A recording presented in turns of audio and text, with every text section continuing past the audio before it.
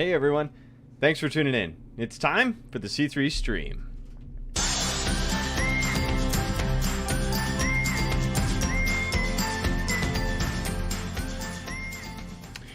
Good evening, gang. Hello, hello, hello. Welcome to the C3 stream. Glad to have you on tonight. Welcome to Tuesday night teaching.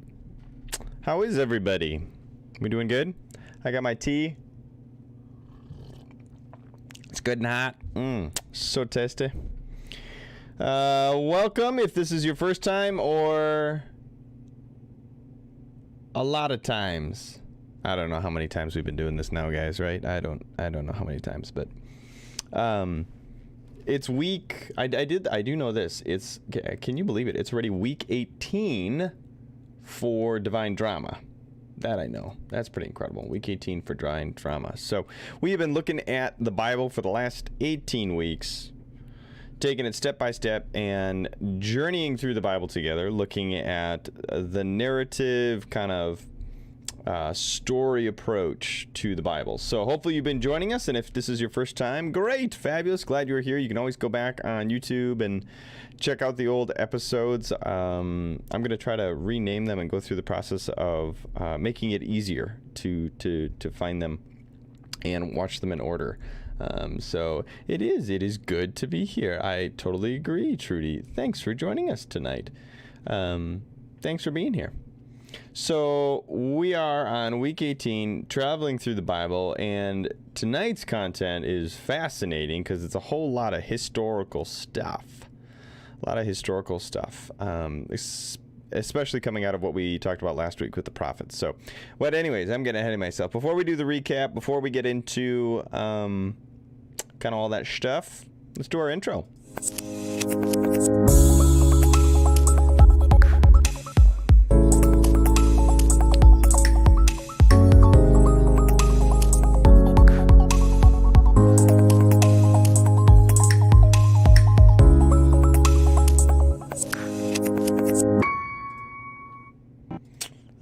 So, just a reminder for you, this is kind of where we were last week. So let's do a quick recap, guys, before we jump into new stuff. But it's really important that we set the stage for the last couple weeks. We've been, if you go all the way back to, back to here, you guys remember this stuff. By this point in time in the Bible, as we are studying the Bible together, we are in really kind of using 1st and 2nd Kings as the basis for our reading these last number of weeks. A parallel would be 1st and 2nd Chronicles. They're tracking same time period. And 1st and 2nd Kings describes to us how the ancient kingdom of ancient Israel split into two parts, the north and the south. The north was referred to as Israel. Yes, I know that's confusing. And took 10 of the 12 tribes. 10 of the 12 tribes went north. 2 of the tribes went south with Judah. So now, at this point in time in the Bible, there are 2 kingdoms, the kingdom of Israel and the kingdom of Judah. The kingdom of Judah carries the line in the dynasty of David, King David being the famous king there. The kingdom in the north has a whole bunch of dynasties and gets super messy, super fast. This is not what we refer to as the highlight reel of ancient Israelite life, culture, and particularly faithfulness. This is a time of mass murder, coups, rebellion, greed. It was horrible. It was a terrible time. And as you can see, a whole lot of kings just churned through in the north and the south. It was civil war. It was civil war between Jewish people, north and south, fighting each other. And behind all of this is a religious fervor and a religious war that's going on. In the north, they more or less abandoned Yahweh. They abandoned the God of Abraham, Isaac, and Jacob. They abandoned, as part of their rebellion, the Jewish God. They said, no more with that guy. We're doing our own thing, and they began to worship the gods of the indigenous people. Down south, hit or miss. Sometimes there was a good king, and he would worship God, and then other times there would be a not-so-good king who would worship the local indigenous gods. And so there's this religious warfare going on behind the scenes where the North has totally departed from the Jewish faith and are ethnically Jewish. Okay, they're ethnically, and they have their roots in the Jewish tradition and heritage, but they have overtly stepped away from all that the Jewish faith represents, particularly is represented in worshiping God at the temple in Jerusalem. They don't want anything to do with Jerusalem because that's down south. They don't want anything to do with King David and his legacy and his dynasty. And so they don't want anything to do with King David's religion. So the North does their own thing, and the South does their own thing, and there's civil war. And this is what we've been talking about the last couple of weeks. Last week, particularly, we got into this, right? We got into talking about how, particularly, there have been warnings. That guy on the bottom there with the big beard, and he's looking all intense. He is represented as one of the prophets. That's what he's supposed to symbolize there. That artistic expression is a prophet. And there are a number of prophets in the Bible. Prophets are being, men and women who come forward that God speaks through. And we have minor prophets, major prophets. And these minor and major prophets were very, very active during this time and more or less warned the kings, the leaders, the people, the everybody, the anybody, anyone who would listen. A prophet would try to point out, hey, we need to start worshiping the one true God. We need to come back to the God of Abraham, Isaac, and Jacob. We got to get back to our roots, people. And they are like, nah, no thanks, we're good. And the prophets started prophesying like, hey, if you don't square up, if you don't get things right, if you don't figure out how to get your head and your heart straight here, God is going to bring empires from far away in to straighten you out. If you are so adamant about worshiping indigenous gods and adopting the culture of bigger, stronger nations, I will in fact use a bigger, stronger nation with indigenous pagan gods, not the God of Abraham, Isaac, and Jacob, and I will use them to take over and conquer you, to teach you a lesson, to rip away all the comforts, all the complacency that you have now lived into. I'm going to use these empires to discipline you. And that's what the prophets run around saying. Like, that's what their job is. Straighten up, or God's going to bring an empire. Doom and gloom. So if you read these prophets, there's a whole lot of doom and gloom, man. There's a whole lot of conviction going on. And they specify some of the sins, some of the issues, the problems that God's got real, he's disappointed in. He's like, what the heck, man? You're supposed to be my special people set aside. You're supposed to be living according to the 10 Commandments. You're supposed to be living according to the 613 laws of what it means to be Jewish, and you're not doing any of that. So what gives? And so he goes through and he names through these prophets some of the specific issues or challenges. Stuff like gluttony, drunkenness, the government's gone corrupt. People are cheating each other within the economics world. It's just bad. It's just a bad time. And so all these prophets do some prophecy stuff, drawing on images to talk about how God is going to come and use these empires to destroy them. All right. There you go. Is that a good recap? That's the stage. All right, now we get into some new stuff. Now we get into stuff that's brand spanking new as we dive into who these empires are, how God uses these empires, and really leverages these empires to wipe out his own people, because that's what happens. This is the next major phase of the Bible. Like, up until now, this is like the chapter turning. By the end of tonight, we will conclude 1st and 2nd Kings, 1st and 2nd Chronicles, the major and minor prophets, many of them, not all of them, but many of them. It has to do with these empires coming in. So the first empire that we learn about is the Empire of Assyria. It's located up north. Its capital is Nineveh. You can see it there on the map. If you look on the map towards the top side there, you see the dude who looks like he's got a beard. That is a historic representation of the Assyrian culture. They were a very, very militant culture. They were very, very dominant in that area, and stemming from Nineveh. Nineveh was a very prosperous city, prosperous town, prosperous area. Why? Because it is on one of the two big rivers. Everything in the Middle East has to do with these two rivers, the Tigris and the Euphrates. These two rivers create what's referred to as the Mesopotamian. You guys know what I'm trying to say? Mesopotamia? No. What's the word I'm trying to say? Yeah. Mesopotamia. That's it. That's the one. Mesopotamia. Haha. Oh, guys, we're tired today. I was up early, late last night, early this morning. I was up till 3 last night. So, whew, we're going to have to work at it tonight, but hang with me. Mesopotamia. The area between the two rivers is the Mesopotamia plain, and it's extremely fertile. Fertile.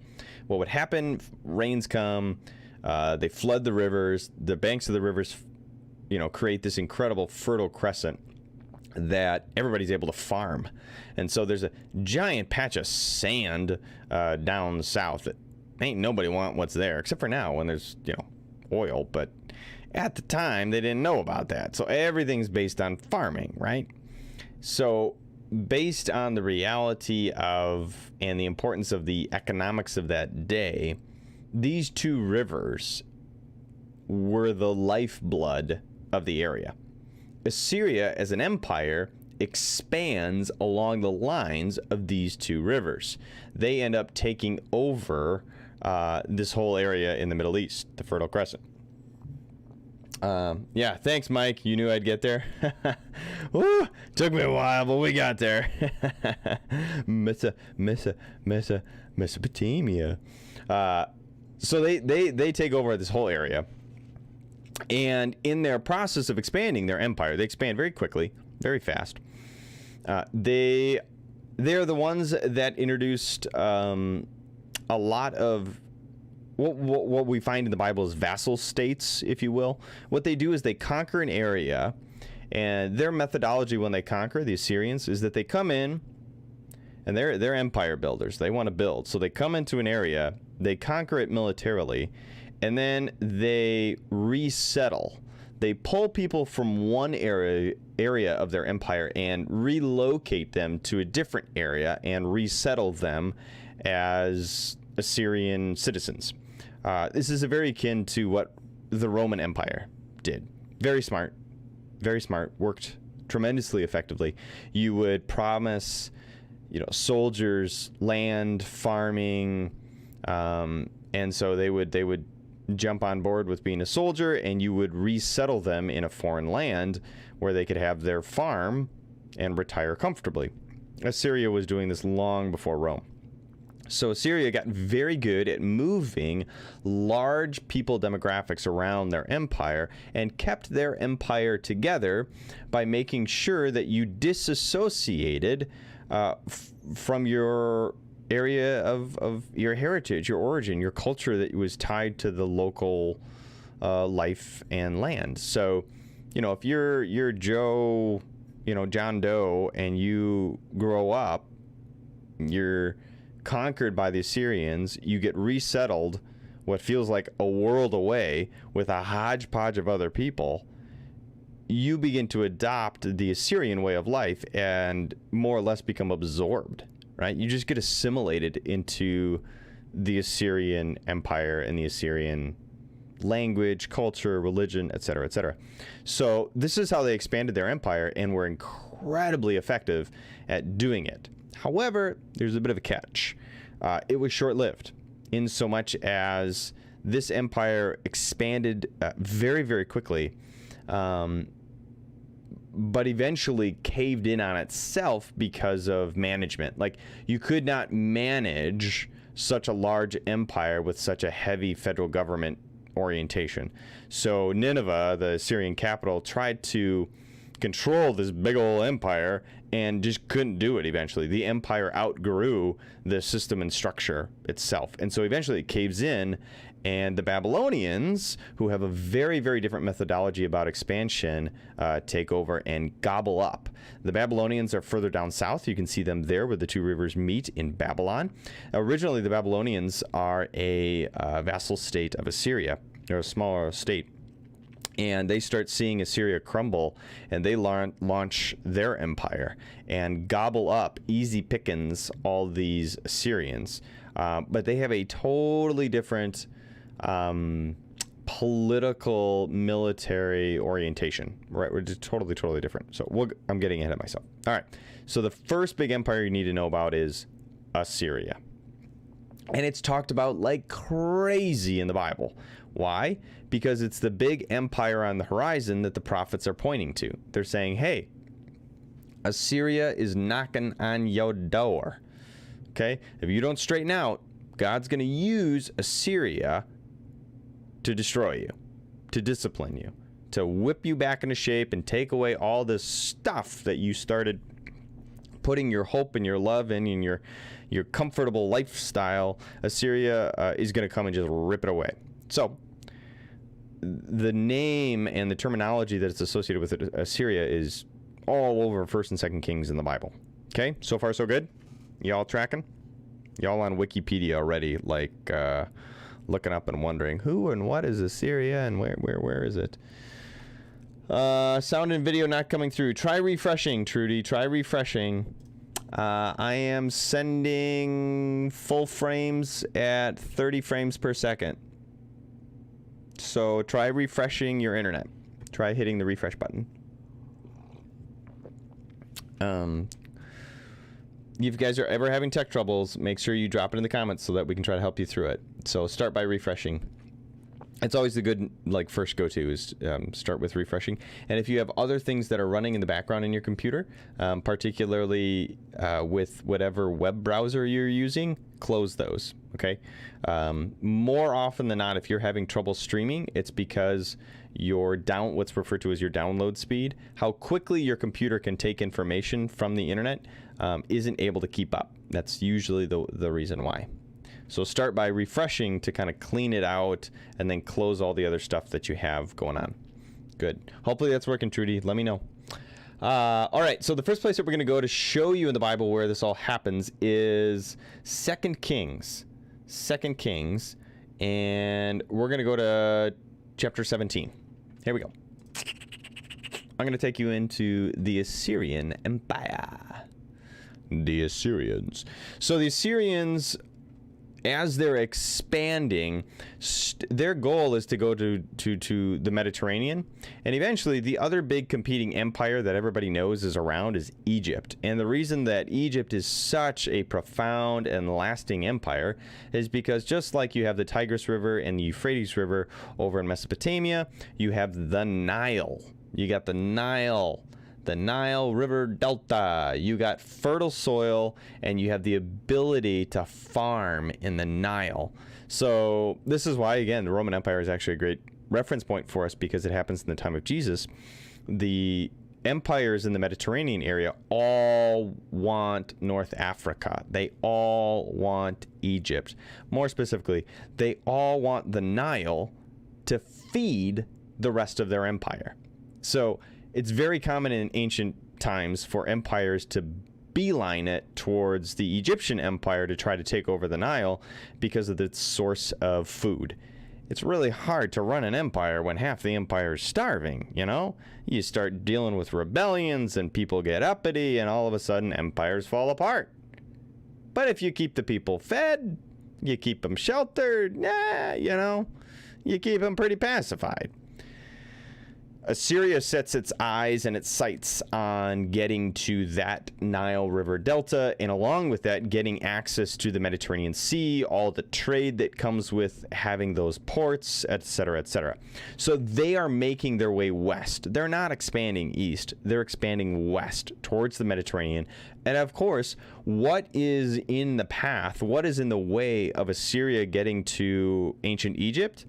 That would be this tiny, rinky-dink little kingdom called Israel. That's what's in the way. I mean, it's like when you're driving on the freeway and you hear that really awkward small town and you're like, how big is it? Do you think it's got a gas station? Because you got to stop for gas. I mean, it's just like a waypoint on the way to your final destination. That's actually what Israel is. Israel is only important in so much as you can move soldiers through it. It's a waypoint on the way to Egypt. Now, it holds some strategic value as a result, because if you got to get to Egypt, you got to go through Israel. You're not going to cut across the big empty sand down south. None of the empires come across the Arabian Peninsula. They follow the route of the rivers, because that's where the food and the towns are. None of these empires, Babylon, Assyria, they don't just beeline it. Like, I realize that the shortest place between 2 points is a straight line. But if you're trying to move an entire army, ironically, it is more profitable to move them the long way rather than across a big empty pit of sand where all your soldiers die. So they move up along the rivers and then cut across to the Mediterranean Sea and head south through Syria and through Israel until you get to Egypt. So in the case of both Babylon and Assyria, that's exactly what happens. Assyria comes up, expanding its empire north and west along the rivers, and then hooks it, hits the Mediterranean, and takes a left and starts walking down, and they come across this tiny little country, Israel. All right, here's where we pick up I'm in 2 Kings 17. At the time, Hoshea rules in Israel. So Israel, again, would be technically what we would refer to as, at this point in time, the northern kingdom. So far, so good? The northern kingdom, not the south. Judah is in the south. So Hoshea, son of Elah, becomes the ruler of Israel, while King Ahaz is ruling down south in Judah. Hoshea is ruling in the area of Samaria. Samaria is the northern capital, and he's there for 9 years. And surprise, surprise, Hoshea did what was evil in the Lord's sight, but at least not to the same extent that the kings of Israel who had ruled before him. I love it. It's kind of like, so he was a jerk, aka he wasn't faithful to God, to Yahweh, but he wasn't like, there were other guys that were worse. That's basically what the Bible's saying here. Well, during this time, King Shalmaneser. I'd have to look it up in the Hebrew. I ain't trying. Shalmaneser of Assyria. That's the thing. Assyria, the king of Assyria, comes over, and he's the one who attacks King Hoshea. And in the process, turns the northern kingdom into a vassal state. He forces them to pay heavy tribute. So Giant Empire walks up to the walls of Samaria and says, hey, give me some food, give me some water, give me all your gold, and I'll let you live. And little old Israel's like, okay. Because they're scared they're going to get wiped out. But Hoshea eventually stops paying the annual tribute and conspires against the king of Assyria. Surprise, surprise. Who does he collude with? Oh, that would be the king of Egypt. This is one of the things that the prophets are blaming Israel for. Rather than trusting in God and coming to God for rescue,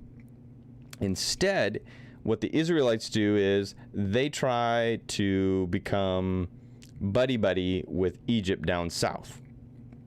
So they ask Egypt for help, hoping that Egypt is going to be strong enough and invested enough to help shake them free of Assyria's power. Well, shocker, when the king of Assyria, who now is the one who is in the area and is powerful, finds out about this, yeah, he throws the king in prison. Hoshea is rotting in a dungeon. So there's a brief period where Israel is basically a tributary, a vassal state of a bigger empire. Then the king of Assyria invaded the entire land. Previously, it was just the capital. This time, he's coming for blood. He conquers the entire north, and for 3 years, he besieges the city of Samaria. All right? In ancient times, it was pretty simple. They didn't have, howitzers. They didn't have an air force. They didn't have bombs. The way you beat a place is surrounding it and cutting off their food. Pretty simple. That was about it. If you wanted to save your soldiers' lives and save your resources, you would literally build around a city a siege and choke the city, and it was just a game of who could last longer. If the city had enough stockpiles and had big enough walls, they could hang on for a while, but eventually they would starve. Conversely, if they could hang out long enough, then all of the soldiers would begin to disband and go back home because there was no food to feed the soldiers. This is how ancient warfare worked when you came to cities. It was a game. Who could last longer? The soldiers would rampage the countryside, taking every ounce of food they could to feed. They would pillage everywhere so that they could just feed themselves. But eventually, after raising all the local small towns, if they ran out of food, they would just leave and go back home where they knew they had food, and the city would remain. Conversely, if the city can't hang on, they die. All right. Finally, in the 9th year of Hosea's reign, Hoshea, by the way, is still sitting in a dungeon, so it's not like they have this stalwart leader at their head. Samaria, the capital, falls, and the people of Israel are exiled to Assyria. Blah, blah, blah, blah. Assyria. They were settled in colonies. This is what I'm talking about before. That they were relocated, okay? So they were pulled out of ancient Israel and spread throughout the Assyrian Empire. Scholars have tried to figure out where, scholars have tried to figure out how, but basically they are referred to as the 10 lost tribes of ancient Israel. Why? 10 out of the 12 were living up north, and Assyria relocated them and distributed them so widely that it worked. They became Assyrian. They essentially assimilated into the Assyrian Empire and were lost. Not many people realize that 10 out of the 12 tribes of Israel were, to this day, are totally gone. We're just gone and lost to the pages of history and time. So Assyria, their strategy worked. They get relocated. It's really nasty too. Assyria had this way of doing things. They would, you don't see this in the textbooks either, but they would, when they conquered a place, the way that they would conquer would be by taking people and literally, rather than chaining them with chains around their ankles or chains around their hands, because they had to travel really far, the way that ancient Assyria would transport and relocate people is by taking a hook and putting a hook through their nose. So a bunch of archaeology has unearthed all this stuff where it even refers to these Israelites being carried off, being forcibly extricated with hooks, and then you would have a hook in your nose, and then they would daisy chain your hook to the person in front of you, to the person in front of them, to the person in front of them, and that's how they would force you to leave. They would put a hook in your nose, and you would march yourself to a different part of the empire. And Assyria has all these sculptures and paintings displaying this. This disaster came upon the people of Israel because, they worshipped other gods. So now you move from what we would consider to be like a historical commentary to a theological move. The author of this book is not just simply letting you know kind of like what they would consider to be a factual statement. Assyria came in, Samaria fell, and they all got resettled. He's also now going to layer upon it his own theological lens of why this happened. And it's pretty simple. Why? Because they ditched the Lord their God. That's why. They stopped being Jewish and started trying to act and be and worship like all these other religions and indigenous peoples and cultures. They just abandoned Moses and all that Moses, the covenant that Moses had established with God. They sinned against the Lord their God, who had brought them safely out of Egypt, right? So here we get the memory of what defines being Jewish is God's rescue from Egypt going all the way back to Moses. So they sinned against the Lord their God, who had brought them safely out of Egypt and rescued them from the power of Pharaoh, the king of Egypt. Bear in mind, just a few lines before, we talked about how they had gone to Egypt for rescue as opposed to being rescued from Egypt. So the author is pointing this out and saying like, hey, that's very intentional. Hey, the God of Abraham, Isaac, and Jacob, Yahweh, rescued you from Egypt. And when you stop worshiping that God, your God, and start all this other stuff and looking to other nations and other gods for help, that's why this disaster came. Pretty straightforward. They had followed the practices of pagan nations. The Lord had driven from them in the land ahead of them as the practice of the kings of Israel were introduced. The people of Israel also secretly done many things that were not pleasing to the Lord their God. They built pagan shrines for themselves. Yeah, that'd be a no-no.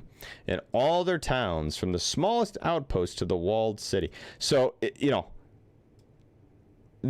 was rampant. North, in the northern kingdom, everywhere you went, they had sacred pillars and Asherah poles at the top of every hill and under every green tree. It wasn't like just the capital of Samaria was doing this. It wasn't like it was just one place. It was everywhere.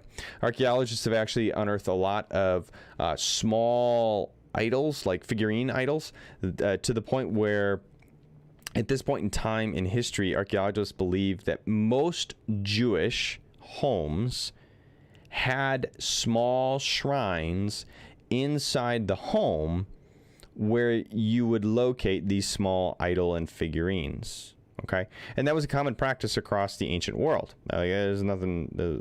It's common. It's common. What was not common is the reality that the Jewish people all of a sudden adopted that. That's not common. Like, that wasn't supposed to be. So it's rampant. It's everywhere. They offered sacrifices on the hilltops like the other nations that had driven in the land before them. And so the people of Israel did many evil things, arousing the Lord's anger. Yes, they worshipped idols despite the Lord's specific and repeated warnings. Now, this is big too. The next line. Again and again, the Lord sent his prophets and seers to warn both Israel and Judah. Come to that in a second. Turn from all your evil ways, obey my commands and decrees, the entire law that I commanded your ancestors to obey, and that I gave you through my servants, the prophets. All right. This is actually really big, and if you're not careful, you would read past this in the Bible. Here, the author is making a comment about Israel and Judah. You're like, why? Well, who cares? What's the big deal there? This whole theological treatise that he's been doing, this whole chunk we just read, that is meant to be a warning to the southern kingdom. This whole thing right now is meant to be a faithful final warning to the South to say, hey, the North just got their butts kicked. They got dragged away. They got literally ripped from their homes because they did all this bad stuff. Down south, you're still there, but it's going to be the same thing for you if you continue in your ways. So this whole movement has to do with setting up the people down south to this reality, okay?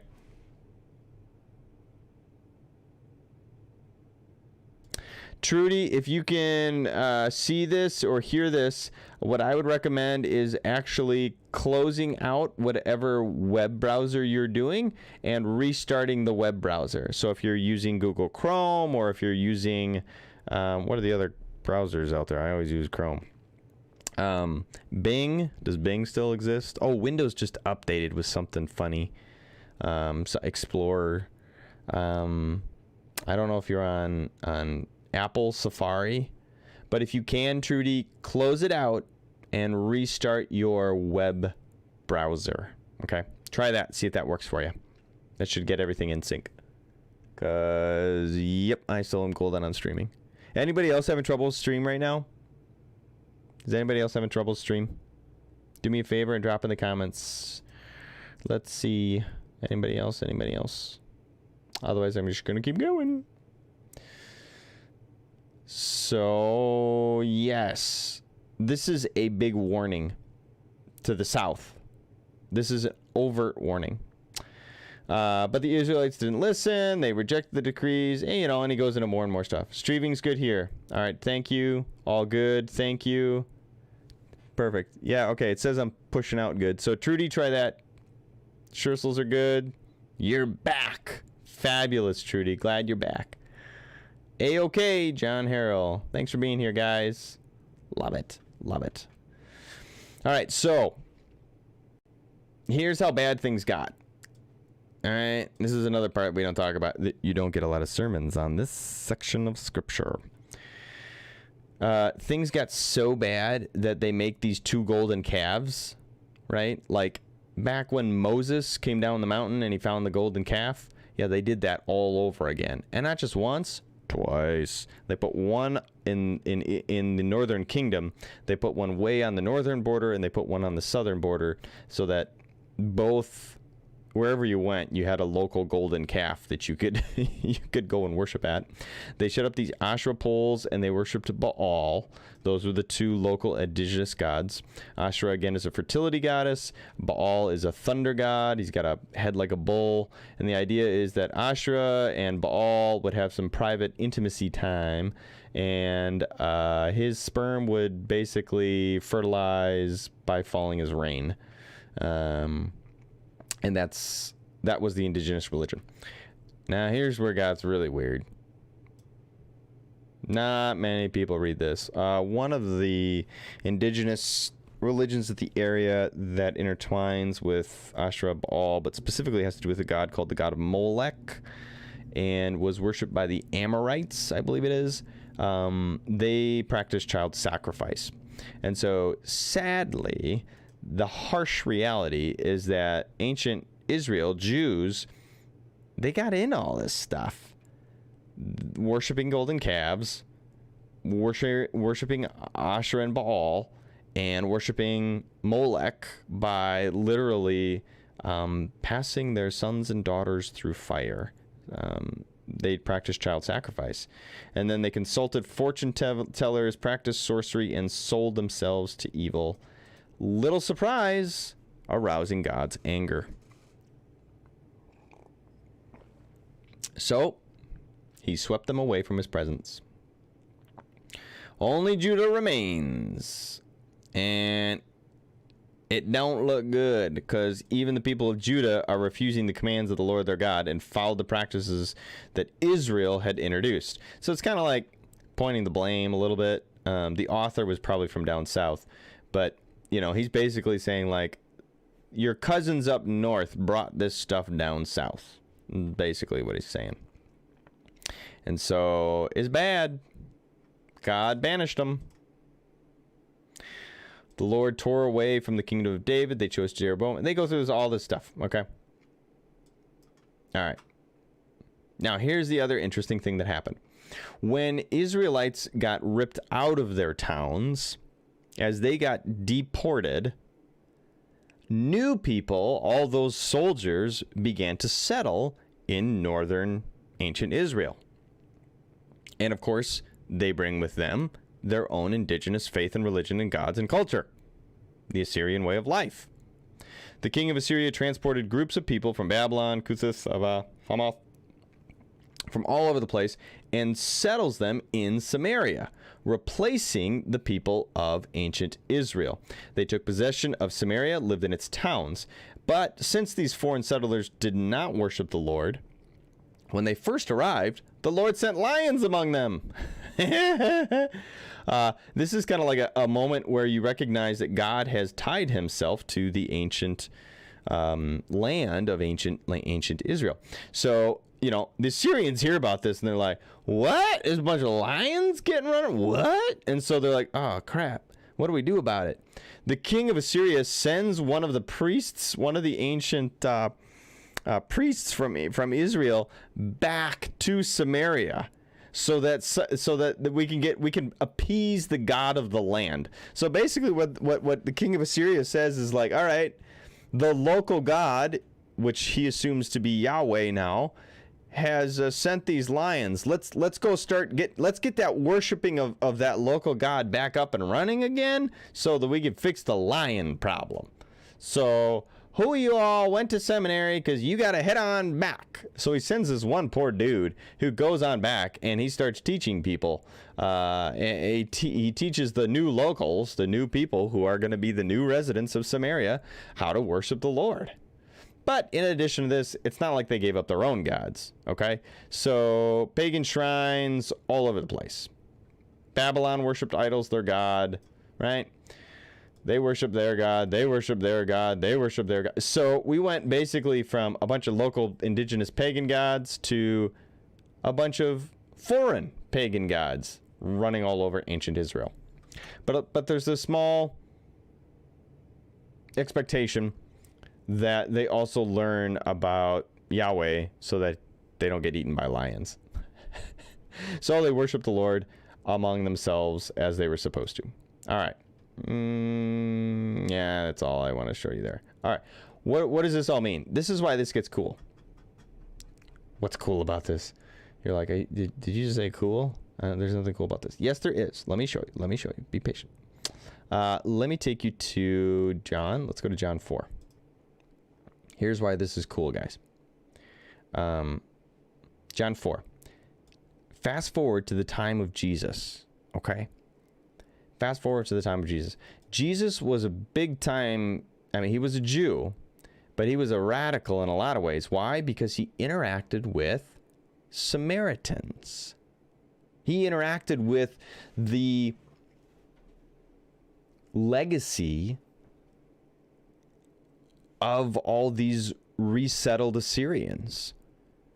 These Assyrians form the population of Samaria that Jesus, you know, their kids and their great-grandkids and their great-great-great-grandkids and all the way down to the time of Jesus. That's who Jesus was talking to when Jesus interacted with these people. He's talking to people whose lineage goes back to the Assyrian Empire when they were relocated there, according to the. So that's why Jesus has this interaction with a Samaritan woman. Yeah, Jesus is walking along, and he goes through Samaria on his way, which would be like a no-no. Why? Well, because Jews didn't like Samaria because they saw Samaria as descendants of ancient Assyria. So they don't like Samaria at all. Eventually, he comes to the Samaritan village, and he meets a woman, Samaritan woman, says, give me a drink. And they have this incredible exchange. You're a Jew. I'm a Samaritan woman. What in the world are we talking for? What? The woman was surprised that this is even happening. Why? Because Jews refuse to have anything to do with Samaritans, because Samaritans are mixed blood. That's what Samaritans are. Impure. Not fully Jewish. They are the descendants of Assyrians and who intermarried with some of the locals who were left. They're impure Jews. They're not 100% purebreds. They get this big exchange, and I want to point out to you. Here we go. You must be a prophet. Eventually, in the exchange, she realizes, like, you're not normal. You're someone special. So, sir, the woman said, you must be a prophet. Tell me, why is it that you Jews insist that Jerusalem is the only place of worship, while we Samaritans claim it is here on Mount Gerizim? Okay?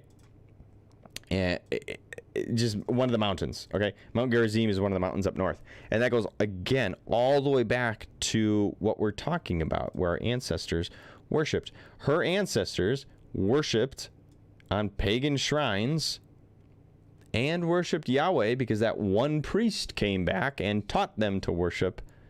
And because they were at war with Jerusalem, they didn't go down to the temple in Jerusalem. They worshipped at Mount Gerizim. So this is all interconnected. This is all interconnected. Jesus dealing with Samaritans has to do with how going all the way back. Let's go to another one. Luke chapter 10.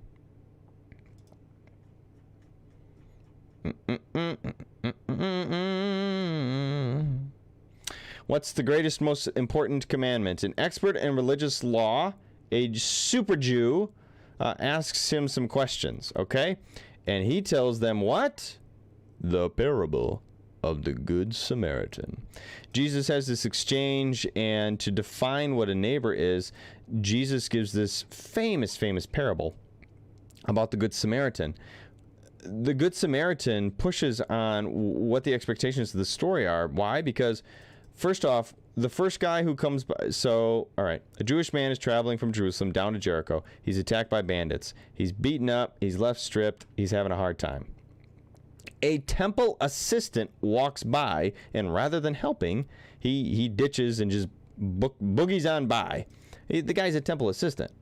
Okay, so he's like Jewish. Then the next guy goes by, and the next guy goes by, the next guy, right? A priest goes by, a temple assistant goes by. So you get this idea that Jews are ignoring the Jew who's being hurt. Then a despised Samaritan comes along, and he turns out to be the hero of the story. This would have been absolutely mind-blowing. This would have been absolutely, like, it did not make sense, incongruent, does not compute with the people who are asking the original question up here. The lawmakers and the students of the law are asking about what it means to be Jewish, and Jesus is lifting up the example of a Samaritan, saying, if you want to know what it looks like and what it means to worship God and be Jewish, follow the example in this story, and the example has the hero being a Samaritan. What? The impure Samaritan? Mind-blowing.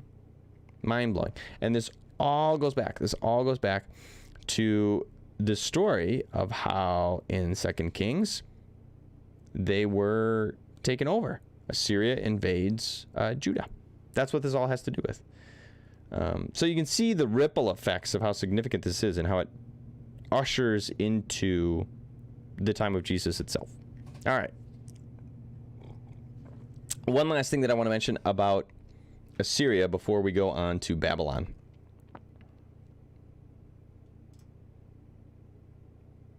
Yeah. Okay, so in 2 Kings 18, the very next chapter that we were looking at 2 Kings 17. Any questions? I'm sorry. I've been really just kind of going in full teacher mode right now. You guys got any questions rolling?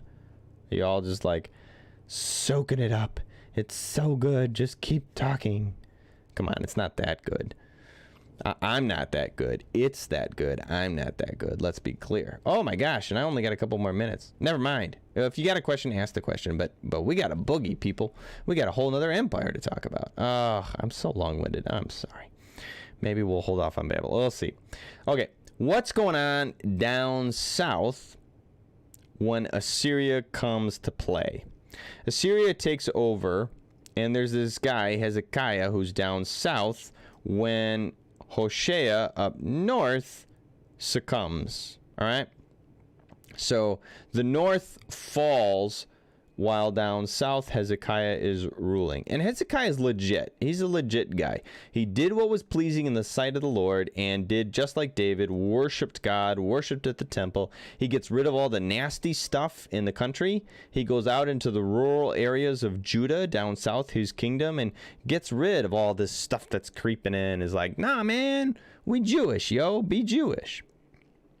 So he does all this sort of stuff, and he even breaks up the bronze serpent that Moses had made because some of the people of Israel had been offering sacrifices to it, right?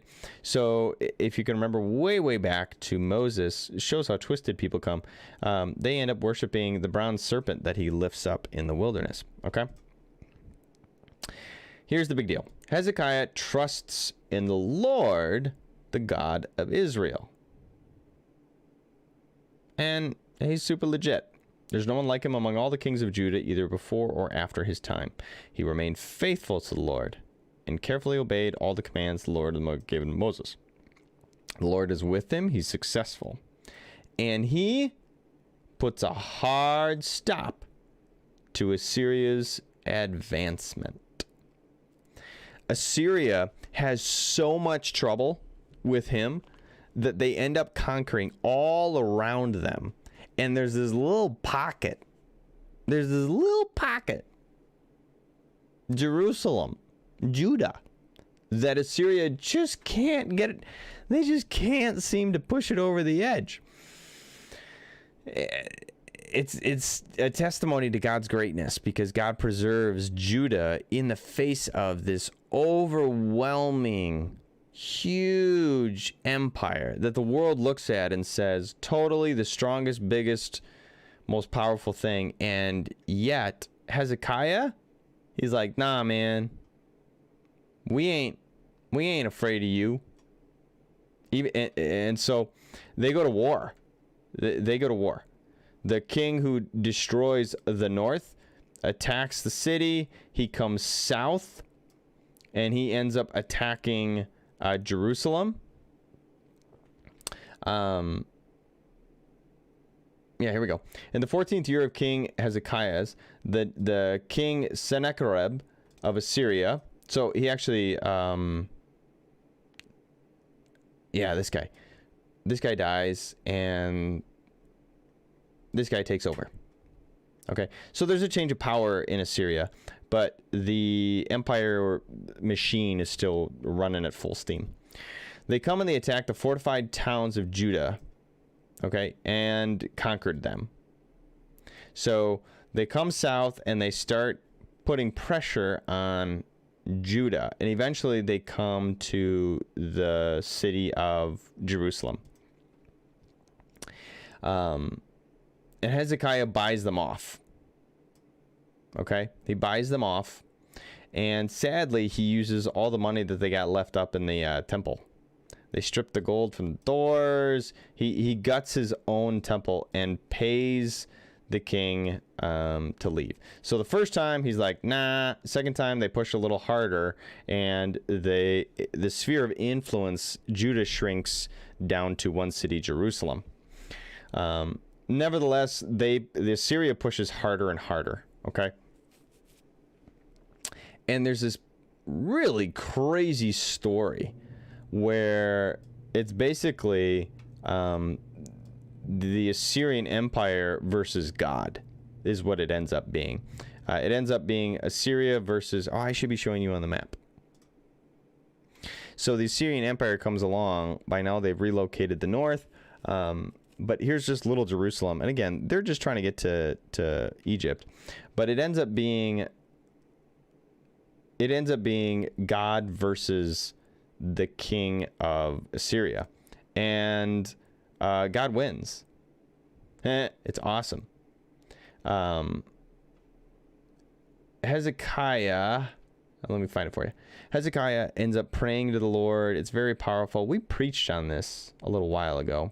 I don't remember when. Yeah, here we go.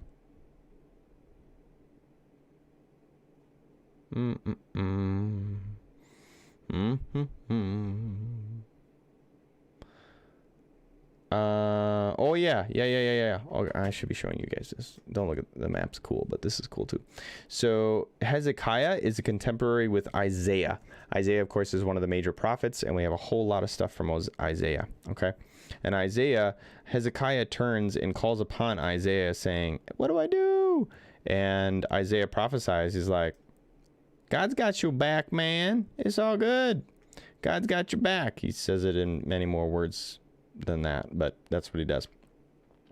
That night, a supernatural event happens. An angel of the Lord goes out to the Assyrian camp and kills a whole bunch of people. When they wake up the next morning, the king leaves. He ends up going back. So, this is a story where God, a God-fearing Jew, Hezekiah, faces off against this seemingly overwhelming empire. He remains faithful to God when all these other people are telling him, cave, just become a vassal, just let Assyria come in. And he's like, no, I'm going to be faithful. And rather than turning to Egypt for help, he turns to Isaiah and gets a prophecy. And as a result, God rescues him, rescues the southern kingdom, preserves and protects the southern kingdom. Now, here's the bummer. Let me find it.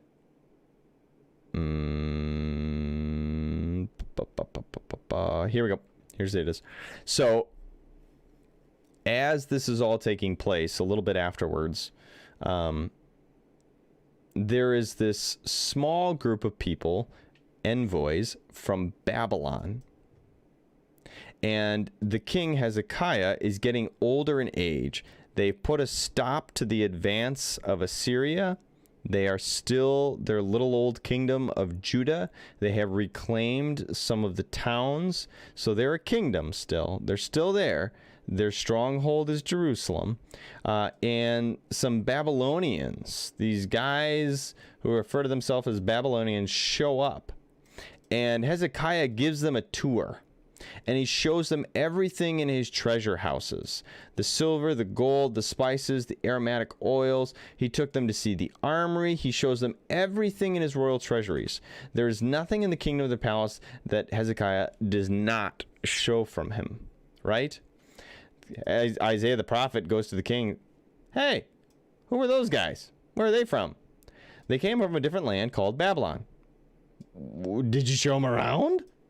Yeah, I showed him everything. Oh, I got to walk the halls and show off how awesome I am. I showed them everything I own. All my royal treasuries. Isaiah's like, oh, dang. Listen to a message from the Lord. The time is coming when everything in your palace, all the treasures, everything you just showed off will be carried off to Babylon. Nothing will be left. So Hezekiah gets a little big for his britches and starts thinking he's awesome and loses sight of how awesome God is. And in that brief moment of brokenness, welcomes into his capital, into Jerusalem, some Babylonians. And the Babylonians are looking around and they're wetting their lips and thinking, hey, this is sweet. Oh, we could totally take this place. we could totally take this place to the cleaners, man. And so that's exactly what happens. They remember this little place. They remember this little place, Egypt. And as the Babylonians come to power, they earmark going back to Jerusalem and going back to what Hezekiah had shown them. And that's what happens. I guess we're going to have to find out what happens next week because it's 8:28 already, and so I should be wrapping up in the next 2 minutes. There you go, guys. Whoop, whoop. We did it. Another one. The north is no more. We got through the northern conquering from Assyria. All that is left is the south now. And the Babylonian invasion is on the move. Assyria begins to crumble. Babylon starts gobbling it up. And they begin to remember that little place called Israel. Well, I guess called Judah. I shouldn't confuse you. Called Judah. And all that King Hezekiah had shown them. And so that's what we'll pick up next week, is with the Babylonian conquest. And eventually, like I said, this is a really big move because we're about to experience what is referred to as exile. And it's a really big deal. It's a huge deal theologically. It's a huge deal within the turning point of the scriptures. It totally and fundamentally changes the Jewish faith. These empires coming in changes the way the Jewish people understand what it means to be Jewish. And so it's really a big deal. We'll explore it more next week when we talk Babylon. So, coolio. Hey, thanks for being here tonight, guys.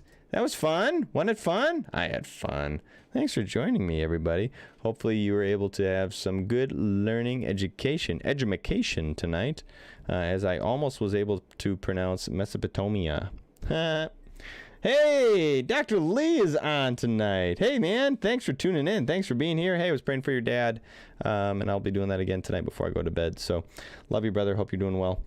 Thanks for being here, all of you guys. Thanks for joining, tuning in. It's always a blast to hang out with you guys and spend a little time digging into the Bible. Being able to nerd out together is absolutely just a blast. So thanks for being a part of it. Thanks for being here. So good. I'm glad you found it interesting, John. I find it absolutely fascinating. So thanks for being part of the online community and what that is. So hey, Joe, good stuff. You are right, good sir. It is good stuff.